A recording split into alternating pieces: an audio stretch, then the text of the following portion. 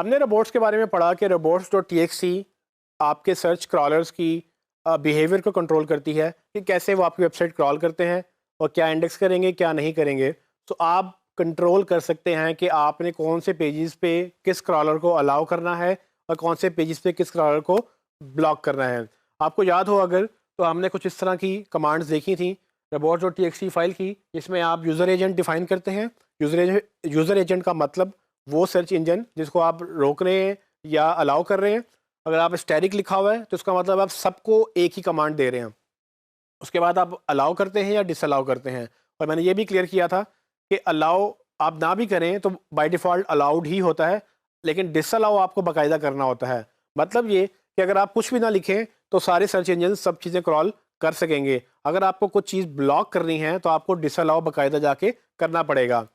अब पहले वक्तों में ये robots.txt फाइल से भी कंटेंट डुप्लीकेशन हैंडल होती थी, और ये मैंने इसलिए टॉपिक डाला कि आपको कहीं ना कहीं शायद आपको ये रेफरेंस मिले कि आप डुप्लीकेशन robots.txt से कंट्रोल कर सकते हैं।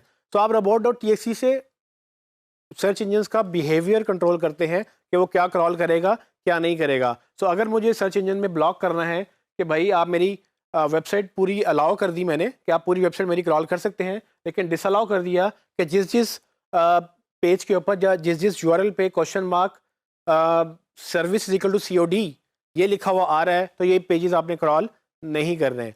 इससे क्या होगा कि जब भी गूगल मेरे वो स्मार्टफोन वाला पेज क्रॉल करेगा, उसमें अगर वो सर्विस COD फिल्टर वाला यूआरएल उसको मिलेगा तो वो उसको क्रॉल नहीं करेगा। लेकिन क्रॉल ना करना और इंडेक्स ना करना ये दो डिफरेंट चीज़ें हैं। क्रॉल नहीं करेगा, उसको यहाँ से रोबोट से वो क्रॉल छोड़ देगा, लेकिन अगर ये यूआरएल किसी ने फिल्टर वाला यूआरएल किसी ने कहीं किसी और वेबसाइट में कॉपी कर दिया तो गूगल आपकी वेबसाइट से तो क्रॉल नहीं करेगा, लेकिन वो डायरेक्टली उस दूसरी वेबसाइट से उस पेज पे अगर आ गया तो वो इंडेक्स उसको फिर भी कर देगा। और हमारा मकसद गूगल में वो डुप्लीकेसी ही रोकना है कि हमारे हर पेज की सिर्फ एक ही कॉपी गूगल के अंदर अवेलेबल हो, एक से ज़्यादा अवेलेबल ना हो। सो लिहाजा robots.txt फाइल एक अच्छा मीडियम नहीं है कि आप उससे डुप्लीकेसी रोकें, क्योंकि robots.txt से सिर्फ आप बिहेवियर कंट्रोल करते हैं, इंडेक्सिंग कंट्रोल नहीं कर सकते हैं। तो आप ये कोशिश करें कि जब भी आप किसी चीज़ को नहीं चाहते गूगल के अंदर, उसको या तो 301 रीडायरेक्ट से कंट्रोल करें, मतलब कि वो पूरे का पूरा यूआरएल ही ख़त्म हो जाए। जब भी वो ओपन हो वो दूसरा प्रेफर्ड यूआरएल आपका वही आए जो आप चाहते हैं, उसकी कॉपी सारी की सारी रीडायरेक्ट हो जाए। लेकिन जहाँ पर आप रीडायरेक्ट नहीं लगा सकते, जहाँ पर आपको वो फ़िल्टर वाले, क्राइटेरिया वाले, क्यूरी वाले यूआरएल चाहिए, वहाँ पर आप कोशिश करें कि कैनोनिकल टैग्स डालें, ताकि गूगल जब भी उनको क्रॉल करे वो आपको वही पेज पे आपको रैंक करेगा जो आपने मेन जो पेज आपने जिसका कैनोनिकल डाला हुआ होगा। सो इस तरह से आप अपनी डुप्लीकेशन कंट्रोल कर सकते हैं।